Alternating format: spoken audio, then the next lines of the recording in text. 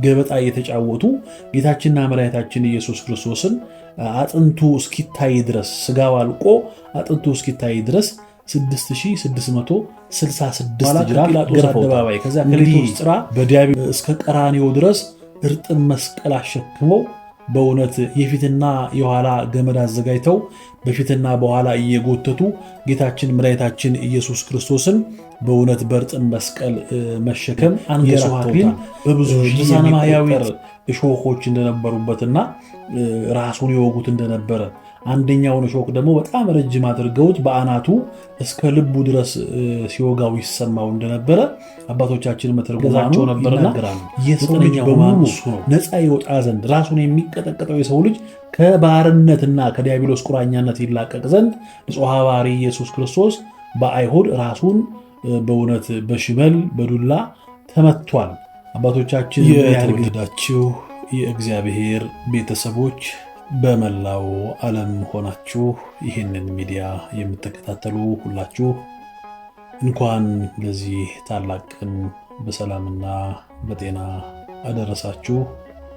ይህች ቀን ታላቅ ዕለት ነች። በእውነት እግዚአብሔር የሰራት ቀን ይህች ናት፣ በሷም ደስ ይበለን ብሎ ቅዱስ ዳዊት የተናገራት ዕለት ነች። ጌታችን መድኃኒታችን ኢየሱስ ክርስቶስ 33 ዓመት ከ3 ወር በምድር ላይ ከተመላለሰ በኋላ በዚህች ዕለትና በዚህች ቀን ለሰው ልጆች ብሎ በተለይ ከዕለተ ሐሙስ ምሽት 3 ሰዓት ጀምሮ በይሁዳ አማካኝነት ከተያዘበት ጊዜ ጀምሮ እስከ 9 ሰዓት ድረስ ቅድስት ነፍሱን ከቅድስት ሥጋው እስከለየበት እስከዛ ድረስ ያለው ጊዜ በተለይ 18ቱ ሰዓት ለሰው ልጆች መከራ የተቀበለበት 13ቱን ሕማማተ መስቀል የታገሰበትና የሰው ልጆች በሙሉ ነፃ እንዲወጡ ያደረገበት ዕለት ነው። ይህ ቀን በእውነት ለሰው ልጆች ሁሉ ታላቅ ዕለት ነው። እንግዲህ በዚህ ዕለት ጌታችን አምላካችን መድኃኒታችን ኢየሱስ ክርስቶስ 9 ሰዓት ከ3 ሰዓት ከምሽቱ 3 ሰዓት እስከ ሌሊት 9 ሰዓት አንድ ምዕራፍ ነው። ከሌሊት 9 ሰዓት ደግሞ እስከ ቀኑ 9 ሰዓት ደግሞ አንድ ምዕራፍ ነው። እነዚህ ሁለቱ የ9 ሰዓት ክፍሎች የብሉያትና የሐዲሳትን ጊዜ የሚያስታውሱ የ9 ሰዓቱ ሌሊቱ የብሉይ ዘመንን እንዲሁ ደግሞ የቀኑ ደግሞ ዘመነ ሐዲስን የሚያስታውስ ነው። በእነዚህ 18 ሰዓት ደግሞ 13ቱን ሕማማተ መስቀል ተቀብሎ የሰው ልጆች በሙሉ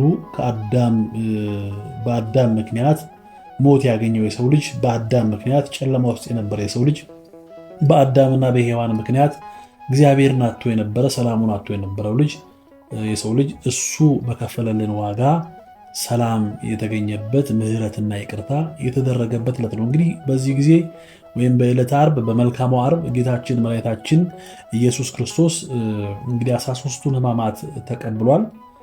እንዳልኳችሁ እነዚህን አንድ በአንድ እንመለከታቸዋለን።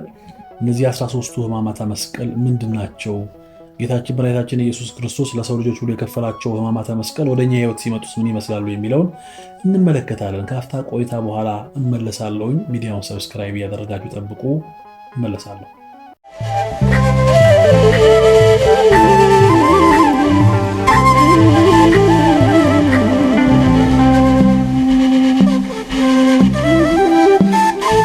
እንግዲህ ዛሬ ዕለተ ዓርብ ነው። ዕለተ ዓርብን አባቶቻችን መልካሟ ዓርብ ይሏታል። የሰው ልጆች በሙሉ ቅድም በነገርኳችሁ በዳዊት መዝሙር አማካኝነት እንደተገለጸልን እግዚአብሔር የሰራት ቀን ይህች ናት ብሎ ዛቲ ዕለት እንተ ገብረ እግዚአብሔር ንትፈሳህ ወነተሐሰይ ባቲ ብሎ ቅዱስ ዳዊት ይህች ዕለት እግዚአብሔር የሰራት ነች በእሷም ደስ ይበለን ብሎ የተናገረባት ዕለት ናትና በዚህች መልካም በሚሏት ዓርብ ጌታችን መድኃኒታችን ኢየሱስ ክርስቶስ በማእከለ ምድር በቀራንዮ የአዳም አጽም ባለበት ተቀብሮ በኖረበት አዳም አጽም በኖረበት በዚያው በራስ ቅል በቀራንዮ ተሰቅሎ ደሙ ሲንጠበጠብ ቅዱስ ሥጋው ሲቆረስና እርሱ በዚያ ቦታ ላይ ቅድስት ነፍሱን ከቅዱስ ሥጋው ለይቶ በአካል ነፍስ ወደ ሲኦል በአካል ደግሞ በሥጋ ወደ መቃብር ሲወርድ የሰው ልጆች በሙሉ ወደ ድህነት የመጡበት ታላቅ ዕለት ነውና በዚህ ዕለት እንደሰት እግዚአብሔር የሰራልን ቀን ይህች ናት ብሎ ቅዱስ ዳዊት የተናገራት ለዛ ነውና በዚህ ዕለት ሕማሙን መከራውን እያሰብን ጌታችን መድኃኒታችን ኢየሱስ ክርስቶስ ለእኛ ብሎ የከፈለውን ዋጋ እያሰብን የምንወድቅበት የምንነሳበት ዕለት ነው። በእርግጥ ከሆሳዕና ዋዜማ ጀምሮ ያለው ሰኞም፣ ማክሰኞ፣ ረቡዕም፣ ሐሙስም እንደዚሁ የራሳቸው ስያሜ ያላቸው ብዙ ነገር የተከናወነባቸው ናቸው። እነዛን ቀን በሕማማት ሳምንት እየወደቅን እየተነሳን የጌታን መከራ የምናስብበት ነው። እርግጥ እነዚያ ቀናት የሚታሰቡ ቢሆኑም የዕለተ ዓርቡ ግን እጅግ የተለየ እጅግ የሰው ልጆች በሙሉ ድህነታቸው የተፈጸመበት ጌታም በዚያ ሰዓት በዚያ ጊዜ እንደነገርኳችሁ 13ቱን ሕማማተ መስቀል የታገሰበት 18 ሰዓት የተሰቃየበት ነውና እነዚህ ስቃዮችን እያነሳ እነጋገራለን። ዓርብ ልዩ ነው። እንግዲህ የመጀመሪያው የጌታችን መድኃኒታችን ኢየሱስ ክርስቶስ መከራ ወደኋላ መታሰር ነው። እንግዲህ የተያዘባት በዕለት በምኩራብ ከእናንተ ጋር አልነበርኩም እያስተማርኩ እንደ ወልበሬ እንዴት ልትይዙኝ ትመጣላችሁ? በዚያ ያለው ለምን አልያዛችሁኝ ብሎ ራሱ ጌታችን እንደተናገረ በይሁዳ መሪነት አይሁድ ሰይፍና ጎመድ ቆመጥ ይዘው ወደ ጌቴ ሰማኒ ከመጡ በኋላ በጸሎቱ ስፍራ በአትክልቱ ስፍራ ማለት ነው ጌታን ይዘው ይሁዳ አሳልፎ ከሰጠው በኋላ ወደኋላ አስረው ወደ ሚታሰርበት ስፍራ ሌሊቱን እንዲያሳልፍ 3 ሰዓት ላይ ወስደውታል። እንግዲህ አምላካችን መድኃኒታችን ኢየሱስ ክርስቶስ ታስሮ የነበረው የሰው ልጅ ከእስሩ ይፈታ ዘንድ ታስሮ የነበረው አዳምና ታስሮ የነበረው የአዳም ዘር በሙሉ ነፃ ይወጣ ዘንድ እሱ ለኛ እንግዲህ ወደኋላ ታስሮልናል ማለት ነው። ካሰሩት በኋላ ጌታችን መድኃኒታችን ኢየሱስ ክርስቶስ የመጀመሪያው ነው ይሄ። ሁለተኛው በገመድ ጎትተውታል፣ መሬት ለመሬት አባቶቻችን ሲናገሩ አይሁድ ጌታችንን ሲጎትቱ የነበረበት ስፍራ ስጋው እንዲቆረስ አጥንቱ እንዲሰበር በእውነት መከራ እንዲገጥመው ክፉ በመሆናቸውና ፈተናውና የሚያገኘው ሕማም የጠነከረ እንዲሆን ጌታን ሲጎትቱት የነበረው ጠንካራ ድንጋይ ባለበት አባጣ ጎርባጣ በሆነበትና በእውነት እጅግ በጣም በሚያሳምም ስፍራ እንደነበረ አባቶቻችን ይናገራሉና ሁለተኛው የጌታ ሕማም ከ13ቱ መካከል ወደኋላ ታስሮ እንግዲህ መሄድ ነው። እንግዲህ ሲያስሩት እንደነገርኳችሁ ካሰሩት በኋላ ይጎትቱት የነበረው ድንጋያማና ሰርጥና ጎድጓዳ ጉድጓድ ባለበት ቦታ ነው። ሲወድቅ ራሱን ጎኑን አጥንቱን እንዲመታው አስበው ነው። ይሄ ሁለተኛው ነው። ሶስተኛው እንዲህ ካደረጉት በኋላ ጌታችን መድኃኒታችን ኢየሱስ ክርስቶስ የደም ላብ እያላበው ታስሮም ስለነበረ የሚያደርሱበትን መከራ ጽኑ ስለነበረ በመሬት ላይ ይወድቅ ነበር። ሶስተኛው በመሬት ላይ መውደቅ ነበር። እንግዲህ ጌታችን ስለኛ ብሎ ሲሰቃይ ሲደክም የከፈለው ዋጋ በእውነት በስጋው እጅግ ደክሞ ነበርና ጌታችን ስለኛ በዕለተ ዓርብ በእውነት በክፉ አይሁድ እጅ ተይዞ ይወድቅ ይነሳ ነበረ። እጅግ በጣም የሚያሳዝነው በአራተኛ ላይ የምናገኘው ቅድም እንዳልኳችሁ ከወደቀ በኋላ አይሁድ በክፉ እግራቸው ይረግጡት ነበረ። ጌታችን መድኃኒታችን ኢየሱስ ክርስቶስን ይረግጡት ነበር። አራተኛው ሕማማተ መስቀል ብላ ቤተክርስቲያን የምታስበው የጌታ ሕማም አንዱ መረገጡን ነበረ።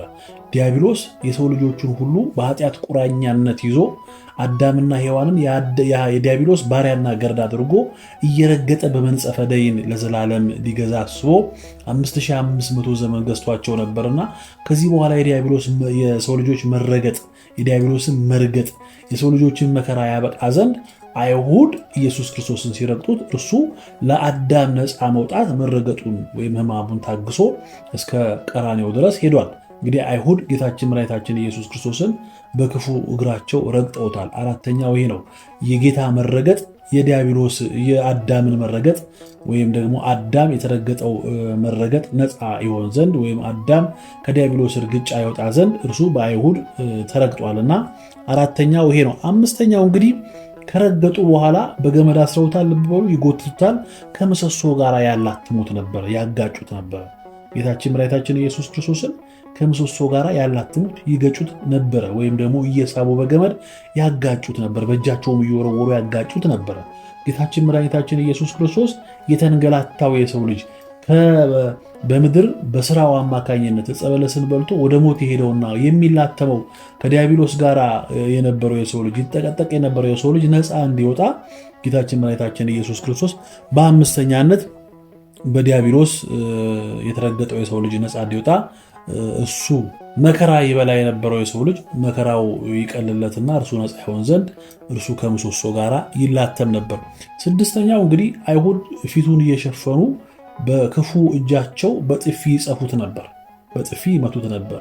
በዲያብሎስ ጥፊ የሚመታ የሰው ልጅ፣ በመከራና በሐዘን ውስጥ ያለ የሰው ልጅ፣ ይረገጥ የነበረ ይመታ የነበረ የሰው ልጅ ነፃ እንዲሆን አዳም በኃጢአቱና በበደሉ በዲያብሎስ ቁራኛ ውስጥ ተይዞ ባሪያ ሆኖ ይመታ የነበረ በጥፊ ይመታ የነበረ አዳም ነፃ ይወጣ ዘንድ ጌታችን ያለ በደሉ ያለ ጥፋቱ ያለ ኃጢአቱ በአይሁድ ክፉ እጅ በጥፊ ይጸፋ ነበር። እንግዲህ ከ13ቱ ሕማማተ መስቀል መካከል እንግዲህ 6ኛው በአይሁድ እጅ በጥፊ መመታቱ ነው። 7ኛው እንግዲህ እጅግ በጣም ከባዱና ለሰው ልጆች ብሎ ጌታችንና አምላካችን መድኃኒታችን ኢየሱስ ክርስቶስ የተገረፈው ግርፊያ ነው። እንግዲህ ይሄ በጅራፍ ይገርፉት የነበረው ጌታችን መድኃኒታችን ኢየሱስ ክርስቶስ ጀርባውን አይሁድ እንግዲህ እንደ ሕጋቸው ከገረፉ አይሰቅሉም፣ ከሰቀሉ አይገርፉም።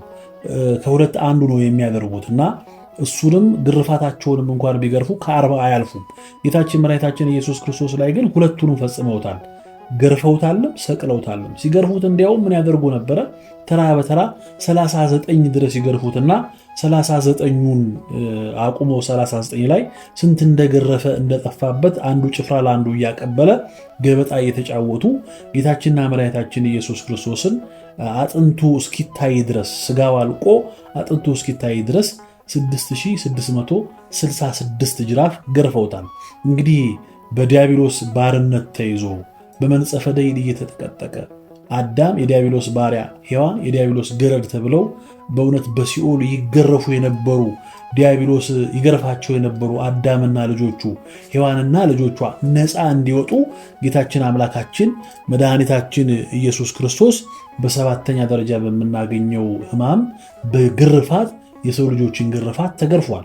እንግዲህ ሰዎች ነፃ እንዲወጡ በሲኦል እየተሰቃዩ በዲያብሎስ እየተገረፉ ያሉ ነፍሳት ነፃ ይወጡ ዘንድ አባታችን አምላካችን ንጹሐ ባሕርይ ኢየሱስ ክርስቶስ በእውነት 6666 ጅራፍን በጲላጦስ አደባባይ ፍርደ ገምድሎች አይሁድ ባደረሱበት ፍርድ ተገርፏል። ያለ ኃጢአቱ ያለ በደሉ ያለ በእውነት ምንም እንከን ሳይገኝበት ያለ ኃጢአቱን ያለ ጥፋቱ ጲላጦስ ምንም እንከን እንዳላገኘበት ምንም ጥፋት እንዳላገኘበት ይህንን ሰው የምከስበት ፍርድም የምፈርድበት ለሞትም አሳልፌ የምሰጥበት ምንም አይነት ነገር አላገኘውበትም ብሎ እየተናገረ ሐናና ቀያፋ አይሁድን አሰባስበው ደሙ በእኛና በልጆቻችን ይሁን፣ በርባንን ፍታልን፣ ኢየሱስን ግን ስቀልን፣ ኢየሱስ የተባለውን ስቀልን እያሉ ተገርፎ ይሰቀል ብለው ጩኸት ባበዙ ጊዜ እንደ ሕጋችሁ እንግዲህ ስቀሉት ብሎ እጁን ታጥቦ ጲላጦስ ለአይሁድ ስለሰጣቸው አይሁድን በጲላጦስ አደባባይ ጌታችንና አምላካችን መድኃኒታችን ኢየሱስ ክርስቶስን በእውነት 6666 ጊዜ ገርፈውታል። የአዳምና የሔዋን የልጆቻቸው ግርፋት በእውነት ከላያቸው እንዲነሳ በሰይጣን የሚገረፉ ነፍሳት ነፃ እንዲወጡ እርሱ ጌታችንና አምላካችን መድኃኒታችን ኢየሱስ ክርስቶስ በእውነት በ7ኛ ደረጃ በግርፋት ሕማማትን ተቀብሏል ማለት ነው። 8ኛው እንግዲህ ራሱን በዱላ መተውታል። አዳምና ሔዋን በእውነት ራሳቸውን ተቀጥቅጠው በዲያብሎስ ባርነት ውስጥ ነው ያሉትና ሰላም ርቋቸው ደስታ ርቋቸው በኃጢአታቸው ምክንያት አዳምና ልጆቹ ሁሉ በጨለማ ውስጥ ይኖሩ ነበርና ዲያብሎስም ራሳቸውን እየቀጠቀጠ ይገዛቸው ነበርና የሰው ልጅ በሙሉ ነፃ ይወጣ ዘንድ ራሱን የሚቀጠቀጠው የሰው ልጅ ከባርነትና ከዲያብሎስ ቁራኛነት ይላቀቅ ዘንድ ንጹሐ ባሕርይ ኢየሱስ ክርስቶስ በአይሁድ ራሱን በእውነት በሽመል በዱላ ተመቷል። አባቶቻችን ምን ያህል ጊዜም እንደተመታ ይናገራሉና አይሁድ ጌታችን መድኃኒታችን ኢየሱስ ክርስቶስን በዱላ መተውታል። በ8ኛ ላይ የምናገኘው እርሱን ነው። በ9ኛ ላይ የምናገኘው የጌታችንና የመድኃኒታችን የኢየሱስ ክርስቶስ ሕማም አክሊለ ሦክ ነው። በራሱ ላይ አክሊለ ሦክ ጎንጉነው አድርገውበታል። እንግዲህ መተርጉማኑ እንደሚናገሩት መጽሐፍ ቅዱሱ በእውነት የጌታን መከራ ነግሮናል። እርግጥ ነግሮናል፣ ግን ከተጻፈው በላይ ነው ክርስቶስ የከፈለው ዋጋ። አክሊለ ሦኩ ሰዓሊያንም ሲስሉት ቀለል አድርገው ነው የሚስሉት። ጌታችን ግን መድኃኒታችን ኢየሱስ ክርስቶስ ራሱ ላይ ያደረጉለት አክሊል እየዘበቱ ንጉሳቸው የአይሁድ ንጉሳቸው ሆይ እያሉ እየዘበቱ ንግስና ይገባል፣ ክብር ይገባል እያሉ እየተሳለቁበት ያደረጉለት የእሾህ አክሊል በብዙ ሺህ የሚቆጠር እሾሆች እንደነበሩበትና ራሱን ይወጉት እንደነበረ፣ አንደኛውን እሾህ ደግሞ በጣም ረጅም አድርገውት በአናቱ እስከ ልቡ ድረስ ሲወጋው ይሰማው እንደነበረ አባቶቻችን መተርጉማኑ ይናገራሉ። 9ኛው ሕማም እሱ ነው። ይህን የሆነበት ምክንያት እንግዲህ በአዳምና በሔዋን አማካኝነት ምድር ተረግማ ነበር። ከእናንተ የተነሳ ምድር እሾህና አሜኬላን ታብቅል ብሎ አምላካችን እግዚአብሔር ረግሟት ነበር ምድርንና የተረገመችው ምድር ነጻ ትሆን ዘንድ ለሰው ልጆች የሚገባውን ደግማ ትሰጥ ዘንድ የአማረ አበባና የአማረ ፍሬን ታስገኝ ዘንድ የተረገመችው ምድር እንድትዋጅ አንድም ደግሞ ኃጢአት እሾህ ሆኖ ወቅቷቸው የዲያብሎስ ባሪያ የሆኑ አዳምና ሔዋን ከልባቸው የኃጢአት ሰንኮፍ እንዲነቀል የመርገም ሰንኮፍ የመርገም እሾህ እንዲነቀል ጌታችን መድኃኒታችን ኢየሱስ ክርስቶስ በ9ኛ ሕማሙ ላይ እንደምናገኘው አክሊለ ሦክን በራሱ ላይ አድርጎ በእውነት ጌታችን ስለ ሰው ልጆች ሁሉ መከራን ተቀብሏል። 10ኛው እንግዲህ ጌታችን መድኃኒታችን ኢየሱስ ክርስቶስ ከሊቶስጥራ እስከ ቀራንዮ መጀመሪያ ከሐና ወደ ቀያፋ ከጲላጦስ ወደ ሄሮድስ ሲያመላለሱት ቆይተዋል። በኋላ ላይ ግን እንደ ሕጋችሁ እንደ ወጋችሁ አድርጉት ብሎ ጲላጦስ ከሰጣቸው በኋላ ከጲላጦስ አደባባይ ከዚያ ከሊቶስጥራ እስከ ቀራንዮ ድረስ እርጥብ መስቀል አሸክመው በእውነት የፊትና የኋላ ገመድ አዘጋጅተው በፊትና በኋላ እየጎተቱ ጌታችን መድኃኒታችን ኢየሱስ ክርስቶስን በእውነት በእርጥብ መስቀል መሸከም አንገላተውታል። ድርሳነ ማሕያዊ የተሰኘው ቤተክርስቲያናችን መጽሐፍ እንዲሁም ግብረ ሕማሙ በደንብ እንደሚናገረው ከሆነ እርጥብ መስቀል ጌታችንን ካሸከሙት በኋላ ከፊት ያሉት ሲጎትቱት ከኋላ ያሉት ይለቁታል። ወደፊት በግንባሩ ይወድቃል። የተሸከመው መስቀል ደግሞ ከመሬቱ ጋር ይቀጠቅጠዋል። ከኋላ ያሉት ሲስቡት ከፊት ያሉት ይለቁታል። ከፊት ያሉት ሲለቁት ወደኋላ ይወድቃል፣ መስቀሉ ላይ ሄዶ ይወድቃል። ጌታችን መድኃኒታችን ኢየሱስ ክርስቶስ እነዚያን 14ቱ ምዕራፋት እንደዚህ ዋጋ እየከፈለ እርጥብ መስቀል አሸክመው ስለ እኔና ስለ እናንተ ስለ ሰው ልጆች ሁሉ ዋጋ እንዲከፍል አድርገውታል። ይሄኛው ሕማም የሰው ልጆች ሁሉ የተሸከሙት መከራ ከጫንቃቸው ላይ እንዲነሳ እርሱ ጌታችን መድኃኒታችን ኢየሱስ ክርስቶስ በማቴዎስ ወንጌል ምዕራፍ 11 ቁጥር 26 ጀምሮ ስናነብ እናንተ ሸክማችሁ የከበደ ሁሉ ወደ እኔ ኑ፣ እኔ አሳርፋችኋለሁ፣ ሸክሜ ቀሊል ነው፣ ቀንበሬም ልዝብ ነው ብሎ በእውነት እንድናርፍ የጠራን ጌታ የሰው ልጆች በሙሉ እንዲያርፉ እርሱ የሰው ልጆችን ሁሉ መከራ ተሸከመ። አዳምና ሔዋን ዕፀ በለስን በልተው በሰው ልጆች ሁሉ ላይ ሸክም የሆነ መከራ ኃጢአትና ጨለማን አምጥተው ነበር። በዲያብሎስ መገዛትን ለዲያብሎስ መገዛትን በዲያብሎስ መረገጥን የሚያክል ሸክም የሆነ ኃጢአትና በደል አምጥተውብን ነበርና የሰው ልጆች በሙሉ ከሸክማችን እንድንቃለል በእውነት የሰው ልጆች ሁሉ ከሸክማችን እንድንድን ነፃ እንድንወጣ ጌታችን መድኃኒታችን ኢየሱስ ክርስቶስ በዕለተ ዓርብ መስቀል ተሸክሞ የኋላና የፊት እየተጎተተ ዋጋ ከፍሎልናል። እንግዲህ ይሄ በእውነት 10ኛው የሰው ልጆችን ሁሉ ለማዳን ሲል ጌታ የተቀበለው ሕማም ነው። 11ኛው የሰው ልጆችን ሁሉ ለማዳን ሲል ጌታችን መድኃኒታችን ኢየሱስ ክርስቶስ የተቀበለው እንግዲህ ቅንዋተ መስቀል ወይም ችንካር ነው። ጌታችን መድኃኒታችን ኢየሱስ ክርስቶስን አይሁድ መስቀሉን አሸክመው ቀራንዮ ወይም የራስ ቅል በምትባል ስፍራ ወይም የአዳም መቃብር ጋር ካደረሱት በኋላ በመሬት ላይ አጋድመው እጅና እጁን ወደ ግራና ወደ ቀኝ ወጥረው እግሩ ወደ ታች ወጥረው በአራቱ ቅንዋት ሰውነቱን ቸንክረውታል። በእውነት እግሩን ቸንክረውታል። ልቡ ጋር ደረቱ ላይ ቸንክረውታል። ግራና ቀኝ እጆቹን ቀኝና ግራውን ቸንክረውታል። ሁለቱን እግሮቹን አንድ ላይ አነባብረው ቸንክረውታል።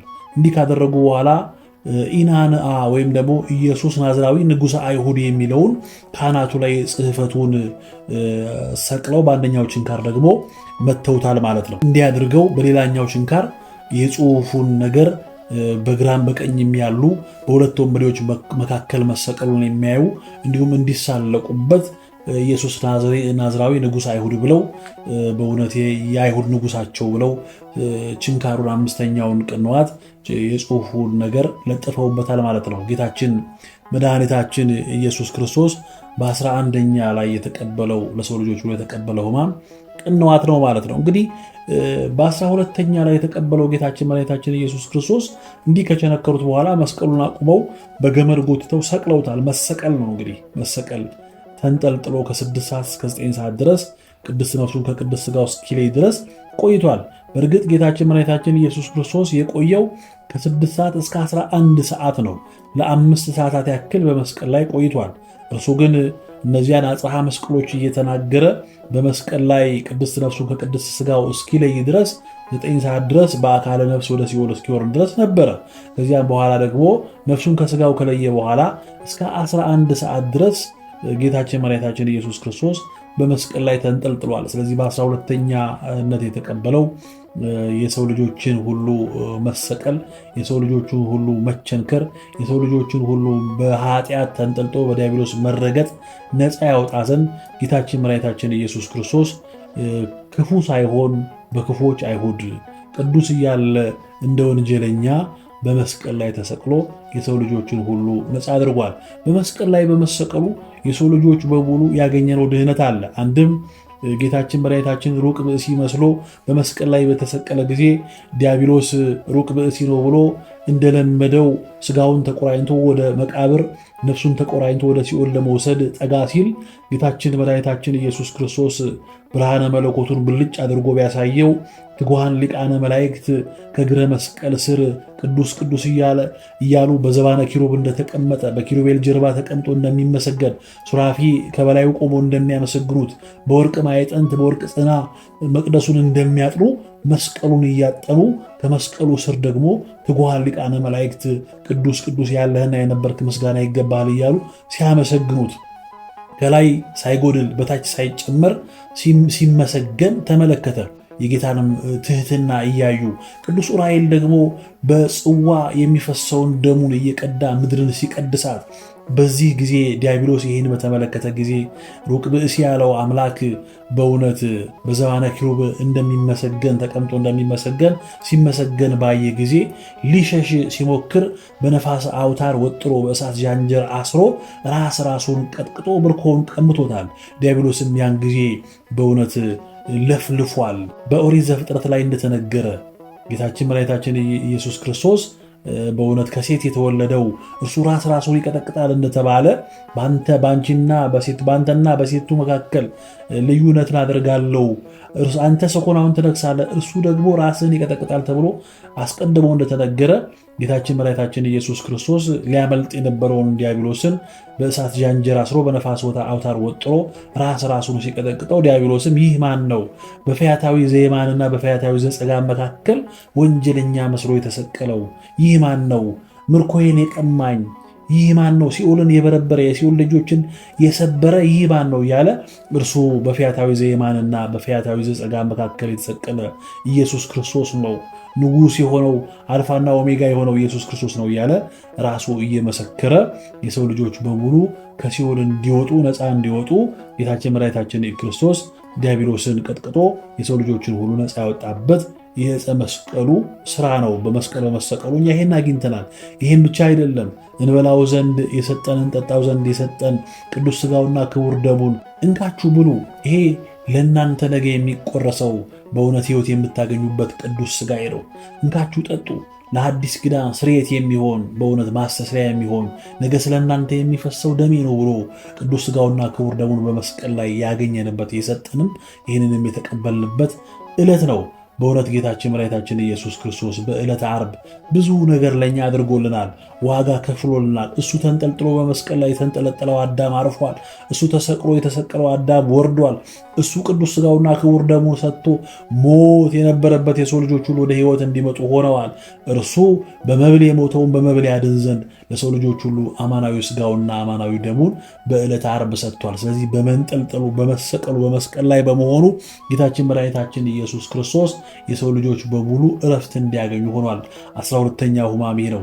13ኛውና የመጨረሻው ከዚያም በኋላ ጌታችን ቅድስት ነፍሱን ከሥጋው የለየበት ራሱን ዘንበል አድርጎ ነፍሱን የሰጠበት ወንጌላቱ አራቱም እንደሚነግሩን የመጨረሻው ጌታችን መድኃኒታችን ኢየሱስ ክርስቶስ ውሆችን በፉኙ የሚሰፍራቸው አፍላጋትን በሙሉ የፈጠረ ባህርን የዘረጋ በእውነት በምድር ላይ ያሉትን ውሆች በሙሉ የፈጠረ ሰማያትን ከፍቶ ዝናብን የሚያዘን በጌታችን ስለ ሰው ልጆች ብሎ ተጠማው ብሎ በጠየቀ ጊዜ በሰፍነግ አምጥተው ሆምጣጤን መራራ ሐሞትን ሰጥተውታልና 13ኛው ሕማማተ መስቀል ሐሞትን መራራ ሐሞትን መጠጣት ነበረ።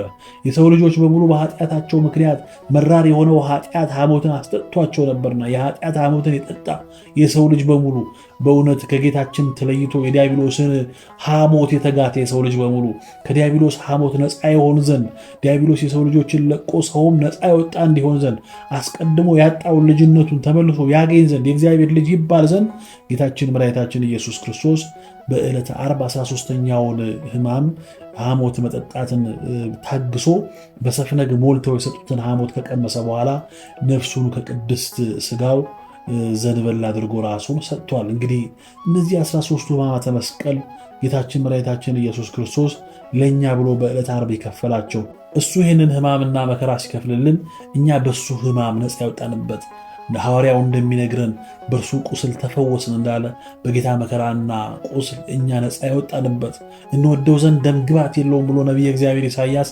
በትንቢተ ኢሳይያስ ምዕራፍ 53 ቁጥር 1 ጀምሮ ስለኛ የከፈለውን ዋጋ እንደነገረን እርሱ የተጠላ ሆኖ ደም ግባት የሌለው ሆኖ የተጠላውን የሰው ልጅ በእውነት የሚወደድ አደረገው። ደም ግባት ያጣውን የሰው ልጅ ደም ግባቱ እንዲመለስለት አደረገው።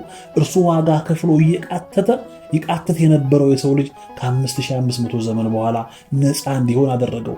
እርሱ በእውነት ክርስቶስ ነውና ጌታ ነውና ጨለማ በምድር ላይ እስኪነክስ ድረስ በመስቀል ላይ ሲሰቀል የሰው ልጆች ደግሞ በሕይወታቸው ብርሃን ሆነላቸው፣ ከጨለማ ወደሚደነቅ ብርሃን ወጡ። ስለዚህ ጌታችን አምላካችን መድኃኒታችን ኢየሱስ ክርስቶስ 14ቱ ምዕራፋት እየወደቀ እየተነሳ የከፈለውን 13ቱ ሕማማተ መስቀልን እያሰበች ኦርቶዶክሳዊት ቅድስት ተዋሕዶ ቤተክርስቲያን በዛሬው ዕለት ዕለተ ዓርብ የጌታን መከራና ሕማም ታስባለች። በዚህ ዕለት ጌታችን መድኃኒታችን ኢየሱስ ክርስቶስ ለሰው ልጆች ሁሉ በከፈለው ዋጋ የሰው ልጆች ሁሉ ወደ ቀደመ ልጅነታቸው ተመልሰዋል። ሰው ሁሉ ከጨለማ ወደሚደነቅ ብርሃን ወጥተዋል። እውነተኛው ጌታ ብርሃን ዘበአማን የሰው ልጆችን ሁሉ ከሞት ወደ ሕይወት መልሷልና ይህን ቀን የእርሱን መከራ፣ የእርሱን ስቃይ፣ የእርሱን እንግልት፣ የእርሱን ዋጋ መክፈል እያሰብ እኛ ደግሞ ለጥቂት ሰዓታት እነዚህን 18 ሰዓት የከፈለበትን እያሰብ ከሌሊት ጀምሮ አባቶቻችን ሊቃውንቱ በቤተክርስቲያን ምዕመናን በቤተክርስቲያን ሆነው መምህራኑ ቤተክርስቲያን ሆነው በእውነት የጌታን መውደቅና መነሳት እያሰብን እየወደቅን እየተነሳን እናሳልፈዋለንና ጌታችን ይህንን አድርጎ ወደሚደነቅ ብርሃን አውጥቶናል። እጅግ ደስ የሚል ቀን ነው። ቅዱስ ዳዊት እንደነገረን ይቺ ቀን እግዚአብሔር የሰራት ናት፣ በእሷ ደስ ይበለን ብሎ እንደተናገረ በዚህች ቀን ደስ እንዲለን በእውነት እግዚአብሔር በሰራት ቀንም ደግሞ ነፃ በወጣንበት ቀን የጌታን መከራ አስበን ደግሞ ለብርሃነ ትንሣኤው ደርሰን ከብርሃነ ትንሣኤው እንድንካፈል በትንሣኤው ዕለትም ደግሞ በቅዱስ ሥጋውና በክቡር ደግሞ ከብረን እውነተኛ ትንሣኤ እንድንነሳ እግዚአብሔር አምላካችን ይፍቀድልን። በሌላ ዝግጅት እስከምንገናኝ ለዛሬ ሕማማተ መስቀልን አስመልክቶ ያዘጋጀውላችሁ መርሃ ግብር ይመስላል። በያላችሁበት ሰላም ቆዩ።